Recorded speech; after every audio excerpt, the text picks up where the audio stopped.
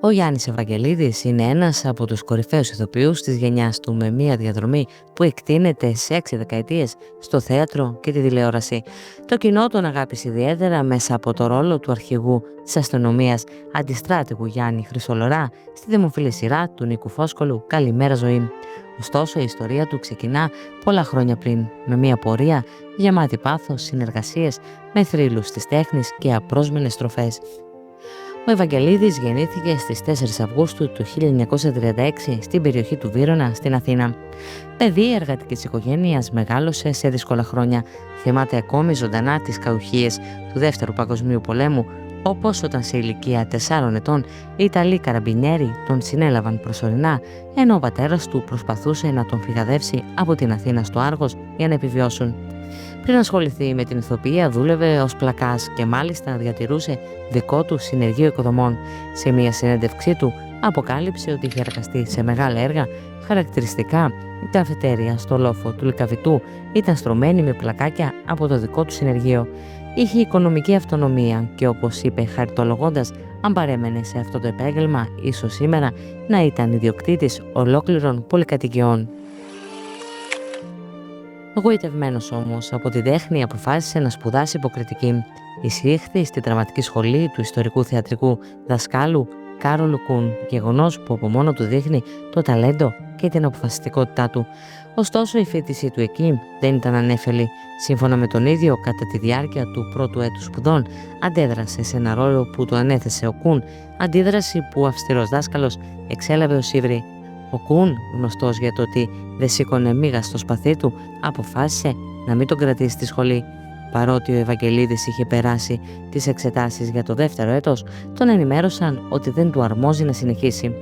Έτσι, ο νεαρός τότε ηθοποιός βρέθηκε εκτός σχολής Κουν και ολοκλήρωσε τις σπουδές του στη δραματική σχολή του Δημήτρη Διαμαντόπουλου. Παρά τις δυσκολίες, ο Γιάννης Ευαγγελίδης δεν πτωήθηκε. Μέσα σε όλα είχε αποκτήσει σημαντικούς δασκάλους και εφόδια, και ένα από τα πρώτα του μεγάλα στηρίγματα υπήρξε ο ηθοποιός Μάνος Κατράκης. Πριν καν λάβει την επίσημη άδεια ασκήσεως επαγγέλματος, το καλοκαίρι του 1964, ο Κατράκης τον πήρε μαζί του στο Λαϊκό Θέατρο για την παράσταση «Ιούλιος Καίσαρας» του Σέξπιρ. Ήταν το επίσημο ντεμπούτο του Ευαγγελίδη στη σκηνή. Σε εκείνη την παραγωγή, ο νεαρός ηθοποιός βρέθηκε να παίζει δίπλα σε σπουδαία ονόματα. Το ρόλο του Μάρκου Αντώνιου υποδιόταν ο τότε ενερχόμενος Νίκος Κούργουλος, που αργότερα θα γινόταν ένας από τους μεγαλύτερους αστέρες του ελληνικού θεάτρου και κινηματογράφου. Η συνεργασία με τον Κατράκη έδωσε στον Ευαγγελίδη πολύτιμες εμπειρίες. Μετά τον Ιούλιο Καίσαρα ακολούθησε περιοδεία του Θιάσου στην Κρήτη, με ένα έργο βασισμένο στη ζωή του Δομήνικου Θεοτοκόπουλου, προσθέτοντας νέες παραστάσεις στο βιογραφικό του. Την επόμενη θεατρική σεζόν, το 1965, ο Ευαγγελίδης συνεργάστηκε με 2 ακόμη σημαντικούς καλλιτέχνες, τον σπουδαίο ζεμπρεμιέρ του κινηματογράφου και θεάτρου Αλέκο Αλεξανδράκη και τον χαρισματικό ηθοποιό και σκηνοθέτη Κώστα Γεωργούλη. Μαζί ανέβασαν παραστάσεις στο Θέατρο Διάνα, συνεχίζοντας έτσι μία εντυπωσιακή είσοδο στον θεατρικό χώρο. Κατά τη διάρκεια των πρώτων αυτών χρόνων, ο Γιάννης Ευαγγελίδης είχε την ευκαιρία να βρεθεί δίπλα και να μάθει από ορισμένους ιερούς τέρατες της ελληνικής τέχνης. Έχει συναναστραφεί και συνεργαστεί είτε επί σκηνής είτε κοινωνικά με προσωπικότητες όπως ο σκηνοθέτης Δημήτρης Ζωροντήρης, ο ίδιος ο Κάρολος Κουν, ο ζωγράφος και σκηνογράφος Γιάννης Τσαχουρίδης, οι ηθοποιοί Δημήτρης Χόρν, Έλλη Λαμπέτη, Τζένι Καρέζη, καθώς και με τον μεταγενέστερο συνεργάτη του στην τηλεόραση Νίκο Φόσκολο. Αυτή η συναναστροφή με θρυλικές μορφές του επέτρεψε να αποκομίσει πολύτιμες εμπειρίες και ιστορίες. Ο ίδιος μάλιστα λέει πως δεν έχει ξεχάσει ούτε μία ιστορία από όλα όσα έζησε πλάι στους μεγάλους αυτούς καλλιτέχνες. Στην πορεία του στο θέατρο, ο Ευαγγελίδης βίωσε και στιγμές έντονης απογοήτευσης. Σε μία παράσταση συνεργάστηκε με την κορυφαία ηθοποιό Έλλη Λαμπέτη, της οποίας όμως η συμπεριφορά τον πλήγωσε βαθιά. Όπως αποκάλυψε, η Λαμπέτη είχε μία τάση να μειώνει τους συμπροταγωνιστές της με ειρωνικές γκριμάτσες αντί να τους ενθαρρύνει, κάτι που τον νεαρό τότε Ευαγγελίδη τον έφερε σε απόγνωση. Έφτασε μάλιστα σε σημείο να σκεφτεί την αυτοκτονία από τη στεναχώρια και το στρες, εγκαταλείποντας μια γενική πρόβα, λέγοντάς της Τέλος, βγάλ' τα πέρα μόνη σου. Αυτή η σκοτεινή στιγμή αναδεικνύει τις προκλήσεις και τις ψυχικές δοκιμασίες που μπορεί να αντιμετωπίσει ένας ηθοποιός, ακόμη και όταν συνεργάζεται με τα ιδάλματά του. Ευτυχώς ο Ευαγγελίδης συνέχισε πιο δυνατός και δεν το κατέβαλαν τέτοιες εμπειρίες, αλλά αντιθέτως τον ορίμασαν ως καλλιτέχνη. Στα τέλη της δεκαετίας του 1960, ο Ευαγγελίδης άρχισε να επεκτείνει την καριέρα του από τη θεατρική σκηνή στη μικρή και τη μεγάλη οθόνη. Η μετάβαση αυτή όμως δεν ήταν απόλυτα ομαλή, ούτε πρωταγωνιστική, καθώς ο ίδιος ανήκε σε μια σχολή ηθοποιών που έδιναν προτεραιότητα στο θέατρο. Όπως έχει παραδειχτεί, εκείνος και οι υπόλοιποι σπουδαστές του Καρόλου Κουν θεωρούσαν τον εμπορικό κινηματογράφο κάπως υποδέστερο και επιβλαβή για την εξέλιξη ενός σοβαρού ηθοποιού. Στην εποχή του λεγόμενου χρυσού ελληνικού κινηματογράφου των 60's, ο Ευαγγελίδης δεν κυνηγούσε ρόλους στη μεγάλη οθόνη, σε αντίθεση με άλλους συναδέλφους του που διέπρεπαν εκεί. Η πολυκουλτούρα βλάπτη, είπε χαριτολογώντας, εξηγώντας ότι αν τολμούσε να παίξει σε ταινία ενώ φοιτούσε στη σχολή του Κουν, σε έτρωγε μαρμάγκα, τόσο αυστηρό ήταν το άτυπο απογορευτικό. Έφερε μάλιστα ως παράδειγμα την ηθοποιό Μάρθα Βούρτζη, που γύρω στο 1965-66 με κάθε μελοτενία που πρωταγωνιστούσε έβγαζε αρκετά χρήματα ώστε να αγοράζει μέχρι και ένα διαμέρισμα από κάθε ταινία. Ίσως για αυτούς τους λόγους η φιλμολογία του Ευαγγελίδη έμεινε περιορισμένη. Παρ' όλα αυτά δοκίμασε τις δυνάμεις του και στον κινηματογράφο, συμμετέχοντας σε 2 ταινίες, την αισθηματική ερωτική συμφωνία το 1972 και το πολεμικό δράμα «Γυναίκες στα όπλα» το 1979.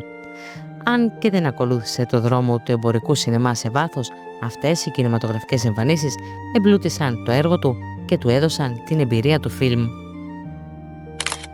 Αντίθετα, πιο πολύ έντονη και καρποφόρα υπήρξε η παρουσία του στην τηλεόραση, που τότε βρισκόταν στα πρώτα της βήματα στην Ελλάδα. Ο Ευαγγελίδης έκανε το τηλεοπτικό του ντεμπούτο στα τέλη της δεκαετίας του 60, σε μια εποχή που τα ασπρόμαυρα τηλεοπτικά δράματα καθήλωναν το Πανελλήνιο. Η πρώτη του εμφάνιση ήταν στη σειρά «Παράξενος ταξιδιώτης», ένα θρυλικό σύριαλ μυστηρίου που όταν προβαλόταν σταματούσε να υπάρχει ζωή σε όλη την Ελλάδα. Τόσο απορροφημένο ήταν το κοινό. Ο Ευαγγελίδης πήρε το ρόλο ενός νεαρού πλουσιόπαιδου στη σειρά αυτή, αφού τον είδε σε θεατρική παράσταση ο σεναριογράφος Γιάννης Φίλιππας και του έκανε την πρόταση. Η ανταπόκριση του κοινού ήταν άμεση. Ήδη από το 4ο επεισόδιο του Παράξενου ταξιδιώτη, ο Ευαγγελίδης ένιωθε τη φήμη με τσουβάλια γράμματα θαυμαστών να καταφτάνουν τόσο στο σπίτι του όσο και στο στούντιο της ΕΡΤ. Έχει φυλάξει χιλιάδες από εκείνα τα γράμματα μέχρι σήμερα, ενθύμια μιας εποχής που η κοινωνία με τους τηλεοπτικούς αστέρες γινόταν με χαρτί και μελάνι. Ακολούθησαν πολλές συμμετοχές σε τηλεοπτικές σειρές τη δεκαετία του 70 και του 80, καθιερώνοντας τον Ευαγγελίδη ως έναν αξιόπιστο και αγαπητό ηθοποιό της μικρής οθόνης. Μετά τον Παράξενο ταξιδιώτη έπαιξε σε δραματικές σειρές όπως το «Στη Σιχώρου 73», η Μαρίνα Βιέρη και η Δίκαιη, καθώς και σε άλλες επιτυχημένες παραγωγές της εποχής. Τη δεκαετία του 70 συνέχισε με σειρές όπως «Η Ένοχη», «Μεθοριακός σταθμός», «Ο δρόμος» και το θρυλικό «Λούνα Πάρκ», όπου ερμήνευσε διάφορους χαρακτήρες πλάι σε μεγάλα ονόματα της τηλεόρασης.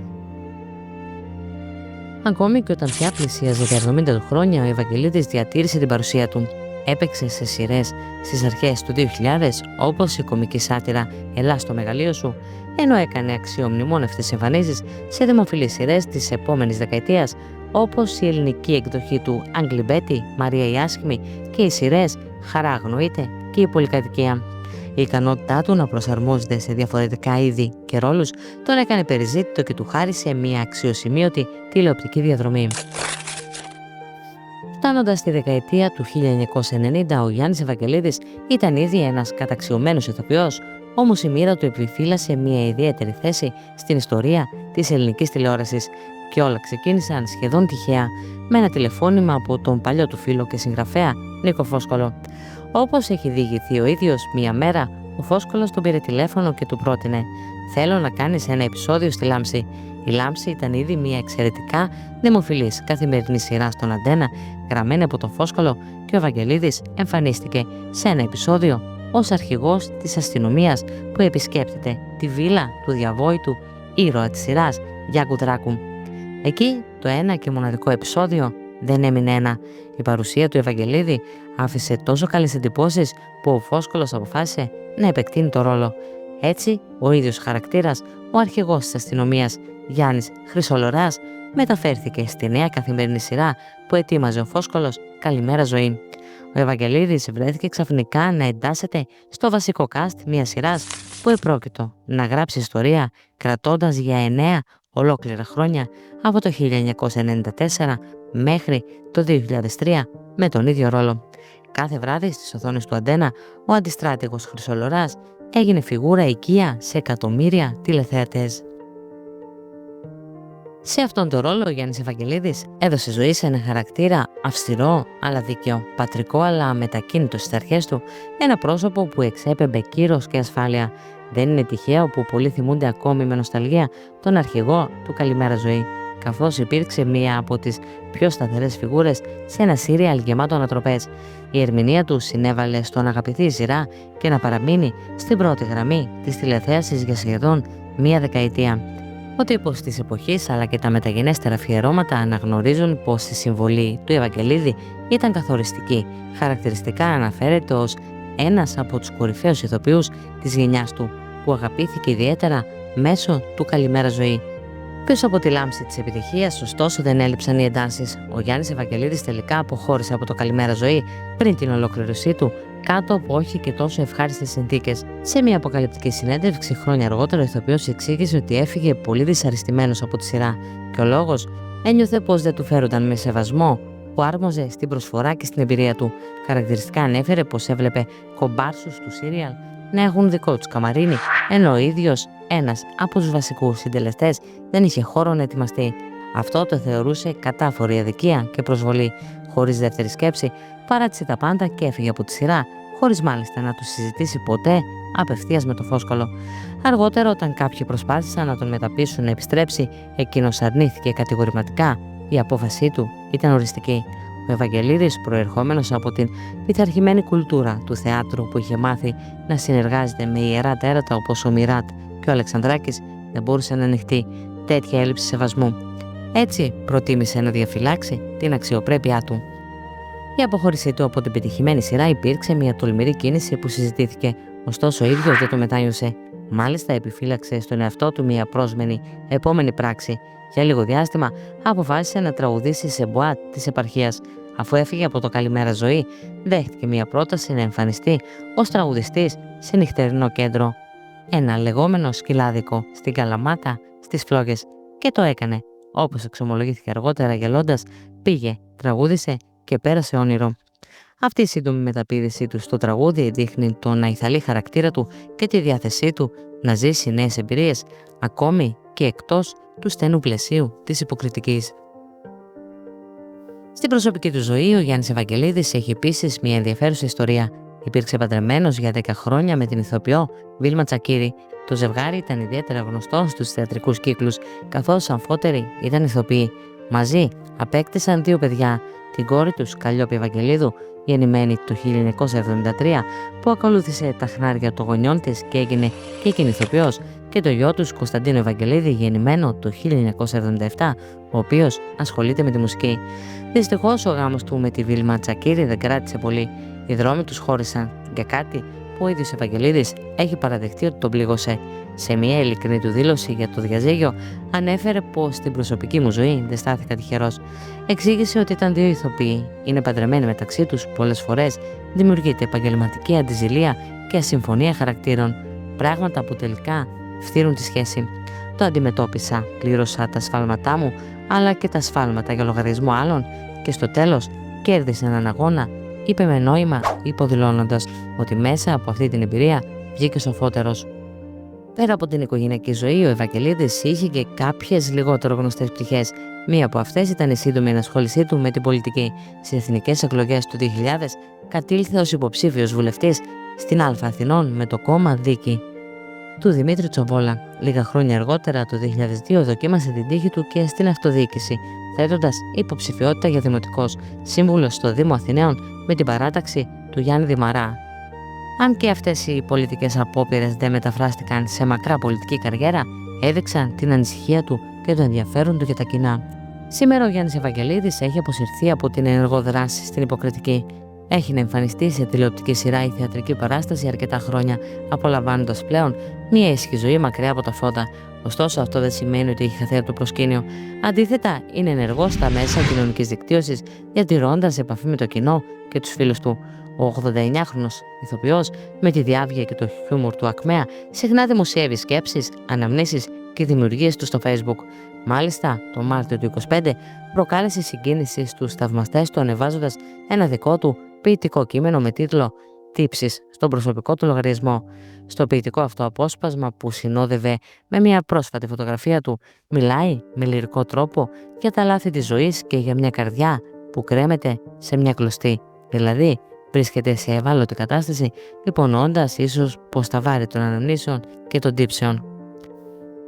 Ο Γιάννης Ευαγγελίδης δεν έχει χάσει ούτε την αφήγηση ούτε το πηγαίο χιούμορ του. Σε συνεντεύξεις του εμφανίζεται προσιτός, αυτοσαρκαστικός και γεμάτος ιστορίες. Λέγεται πως αν έγραφε ποτέ την αυτοβιογραφία του, σκεφτόταν να της δώσει τον τίτλο «Η δουλειά κάνει τους άντρες», μια φράση που συμπυκνώνει την πεποίθησή του ότι η σκληρή δουλειά πλάθει το χαρακτήρα. Και πράγματι η δική του ζωή το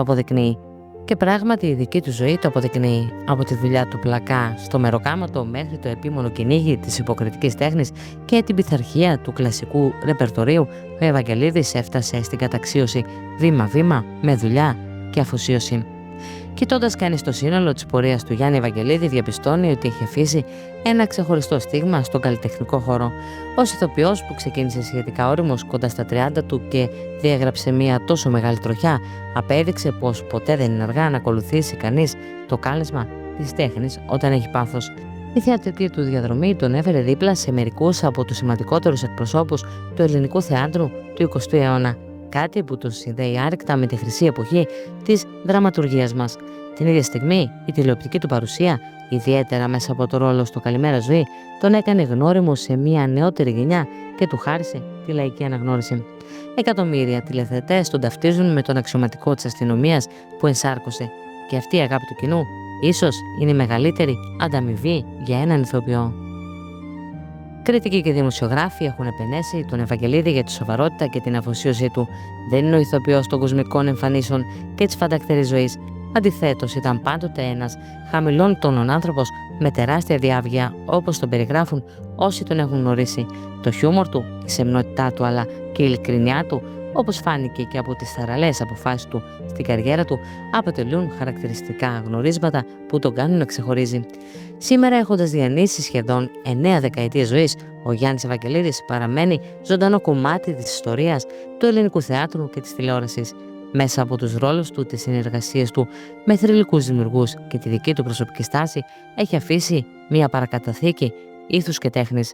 Η ιστορία του, από τις γειτονιές του μεταπολεμικού Βύρωνα μέχρι τα τηλεοπτικά πλατό, το 90s και τα ποιητικά του μηνύματα στο Facebook, είναι η ιστορία ενός ανθρώπου που αφηγήθηκε δεκάδες χαρακτήρες, αλλά τελικά έγραψε τη δική του συναρπαστική αφήγηση στον χώρο του πολιτισμού.